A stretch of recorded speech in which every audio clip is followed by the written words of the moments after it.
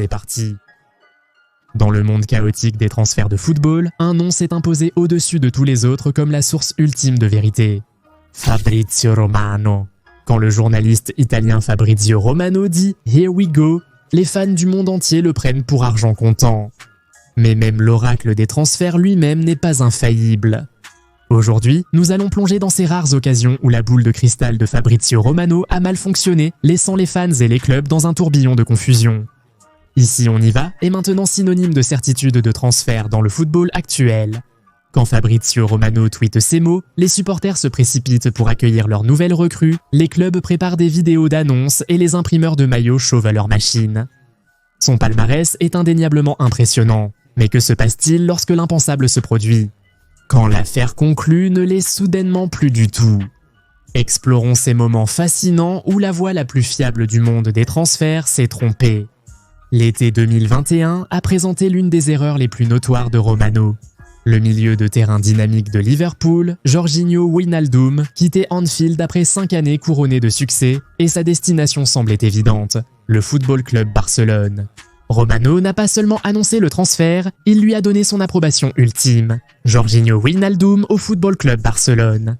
C'est parti. Contrat jusqu'en juin 2024 à signer dans les prochains jours, a tweeté Romano avec sa confiance habituelle. Le monde du football voyait cela comme une affaire réglée. Wijnaldum retrouverait son ancien entraîneur des Pays-Bas, Ronald Koeman, au Camp Nou. Les supporters du Barça imaginaient déjà leur nouveau milieu de terrain. Puis, le silence. Les jours passaient sans nouvelles, les rumeurs se propageaient. Soudain, la bombe est tombée. Wijnaldum avait opéré un revirement spectaculaire à la dernière minute, signant finalement au Paris Saint-Germain. Des informations ont révélé que le Paris Saint-Germain était intervenu avec des conditions financières qui doublaient largement l'offre de Barcelone, certaines sources suggérant que les Parisiens proposaient près de 10 millions d'euros par an contre 5 millions d'euros pour Barcelone. Wijnaldum lui-même a admis plus tard « J'ai fait un autre choix, c'était un choix difficile.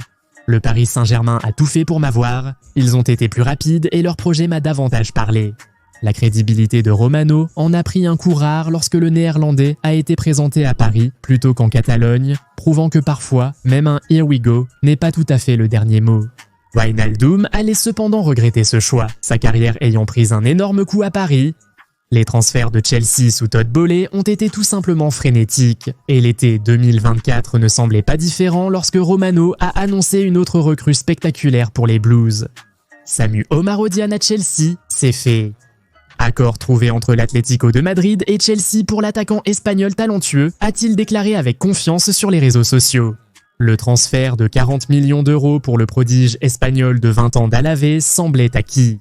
Romano a détaillé un contrat de 7 ans plus une année optionnelle, et les sites de football du monde entier ont relayé l'information. Les supporters de Chelsea regardaient déjà les meilleurs moments de leur nouvel attaquant, qui avait inscrit 9 buts pendant son prêt. Là-bas, mystérieusement, l'accord a échoué. Alors que les premiers rapports évoquaient des complications médicales liées à une blessure qui avait empêché Omarodian de participer à la campagne olympique victorieuse de l'Espagne, d'autres versions contradictoires ont fait surface, affirmant que les détails du contrat étaient le véritable obstacle. Moins de 2 semaines après l'annonce de Romano, Omarodian a finalement rejoint Porto pour une somme nettement inférieure, laissant les supporters de Chelsea se demander ce qui aurait pu se passer et Romano confronté à des questions sur son annonce prématurée. Parfois, une clause libératoire activée semble être le transfert le plus simple qui soit. Quand Chelsea a activé la clause libératoire de 20 millions de Tyler Adams, milieu de terrain de Leeds United, en août 2023, Romano a rapidement confirmé l'info avec sa marque de fabrique. Tyler Adams à Chelsea, c'est parti. Accord conclu puisque la clause libératoire de 20 millions a été activée, a annoncé Romano avec sa certitude habituelle. Le capitaine de l'United States Men's National Team aurait même passé sa visite médicale dans les installations de Chelsea. Mauricio Pochettino cherchait à renforcer son milieu de terrain avant le match d'ouverture de la saison contre Liverpool et Adams était désespéré de quitter le championnat après la relégation de Leeds. Pourtant, de façon mystérieuse, les négociations se sont arrêtées au dernier moment. Le verdict de Romano s'est avéré prématuré, car les discussions entre les clubs se sont désintégrées en raison de ce qui a été décrit comme des désaccords contractuels. L'effondrement de l'accord a été aussi soudain qu'inattendu. Quelques semaines plus tard, Adams se signera finalement pour Bournemouth dans le cadre d'un accord d'une valeur à peu près équivalente, laissant Chelsea les mains vides et Romano dans l'embarras. Le milieu de terrain a ensuite cité le projet clair et la vision de Bournemouth comme sa motivation, suggérant peut-être que la réputation de Chelsea en matière de transfert était finalement responsable de l'erreur de Romano. Janvier 2023 a apporté l'une des sagas de transfert les plus étranges de ces dernières années, et même si ce n'était techniquement pas la faute de Romano, cela reste l'un de ses rares ratés. Hakim Ziyech de Chelsea au Paris Saint-Germain, c'est fait. Romano a annoncé qu'un accord de prêt avait été trouvé à quelques heures de la fin du mercato hivernal. Les valises de Hakim Ziyech, l'ailier marocain, étaient prêtes, son vol pour Paris réservé et son nouveau maillot du Paris Saint-Germain probablement en train d'être imprimé. Romano avait approuvé le transfert et les supporters l'avaient accepté comme un fait. Ce qui s'est passé ensuite était presque sans précédent dans le football moderne. Chelsea aurait envoyé à plusieurs reprises des documents incorrects au Paris Saint-Germain, certains rapports affirmant qu'ils ont envoyé 3 fois le même document non signé. À l'approche de la date limite, la panique s'est installée. Hakim Ziyech lui-même aurait passé des appels désespérés depuis Paris pour tenter de sauver le transfert. Le Paris Saint-Germain a tenté de déposer un recours pour valider le transfert, mais les autorités du football français l'ont rejeté. Le Marocain s'est retrouvé bloqué, contraint de revenir dans une équipe de Chelsea qui avait déjà prévu son départ. « Je suis déçu, mais je ne suis pas celui qui contrôle le processus », a déclaré un Ziyech dévasté aux journalistes par la suite. Il allait rester à Chelsea après la date limite avant de finalement rejoindre Galatasaray lors du mercato suivant. Romano s'est retrouvé avec une rare tâche sur son bilan journalistique due à des circonstances indépendantes de sa volonté. À l'été 2022, alors que Newcastle regorgeait d'argent saoudien et cherchait à réaliser des signatures marquantes, Romano a rapporté ce qui semblait être un accord simple pour l'attaquant brésilien de Watford, João Pedro. João Pedro à Newcastle, c'est fait. Accord conclu entre les clubs avec Watford acceptant la proposition finale, a annoncé Romano avec sa confiance caractéristique. Le montant du transfert serait d'environ 30 millions pour le jeune prometteur qui avait montré des éclairs de génie malgré la relégation de Watford.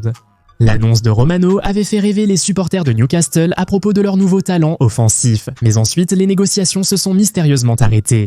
Des problèmes de structure de paiement et de conditions personnelles ont surgi, faisant s'effondrer l'accord de manière inattendue. Romano lui-même a ensuite réalisé une vidéo sur cet échec dans laquelle il expliquait que Newcastle avait Isaac dans le viseur avec Pedro comme deuxième option. Une fois le Suédois et la Real Sociedad d'accord pour le transfert, celui du Brésilien a échoué. Pedro est resté une saison de plus à Watford avant d'obtenir son retour en Premier League. Pas avec Newcastle, mais avec Brighton dans un transfert de 30 millions de livres en 2023. Le Brésilien s'est depuis épanoui avec les Seagulls et semble déjà prêt à bouger à nouveau cet été. Au début de 2019, avant que sa phrase fétiche « Here we go » n'imprègne complètement la culture du football, Romano faisait déjà des annonces de transfert définitives qui avaient un poids considérable. L'une de ces déclarations concernait le milieu de terrain du Paris Saint-Germain Adrien Rabiot, qui laissait expirer son contrat au milieu d'un bras de fer toxique avec le club parisien. Adrien Rabiot a un accord avec Barcelone pour la saison prochaine. Il rejoindra le club en tant qu'agent libre. C'est parti, Romano a annoncé avec certitude. Le milieu de terrain français semblait destiné au camp nou avec l'approbation de Romano qui faisait de ce transfert une simple formalité. Pourtant, au fil des semaines, aucune annonce n'a été faite par aucun des deux camps. Dans un retournement de situation choquant, le Français a finalement signé à la Juventus, laissant à la fois les supporters de Barcelone et Romano surpris. Des rapports ont ensuite révélé que la recherche par Barcelone d'autres milieux de terrain et des contraintes financières les avaient poussés à se retirer, permettant ainsi aux géants italiens de s'engouffrer et causant à Romano l'un de ses premiers ratés en début de carrière. Parfois, avoir raison ne suffit pas si votre timing est complètement à côté.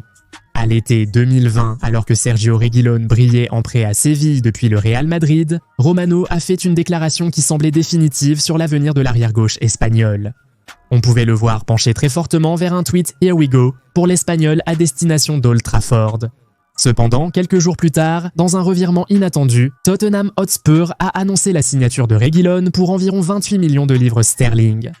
Manchester United a refusé la clause de rachat exigée par le Real Madrid, permettant à Tottenham de recruter le défenseur. Dans ce qui ne pouvait être décrit que comme un véritable déjà-vu des transferts de football, Reguilón a finalement rejoint Manchester United, mais seulement 3 ans plus tard, arrivant en prêt pour la saison 23-24. La prédiction de Romano s'est réalisée seulement quelques saisons plus tard. Même si l'on pourrait dire qu'il avait finalement raison, l'évolution rapide du football fait qu'avoir 3 ans de retard revient pratiquement au même qu'avoir tort. Cette annonce prématurée reste l'un des rares cas où sa boule de cristal a dysfonctionné, ne serait-ce qu'au niveau du timing. Ces rares erreurs n'enlèvent rien à l'incroyable palmarès de Romano, mais elles humanisent la voie la plus fiable du monde des transferts. Dans le chaos imprévisible des transferts de football, même l'oracle lui-même se trompe parfois. Faites-vous confiance à l'italien pour vos infos transferts? Dites-le nous dans les commentaires. N'oubliez pas de liker la vidéo si elle vous a plu et de vous abonner à la chaîne. Activez aussi les notifications pour ne rien rater des nouvelles vidéos. À la prochaine, salut!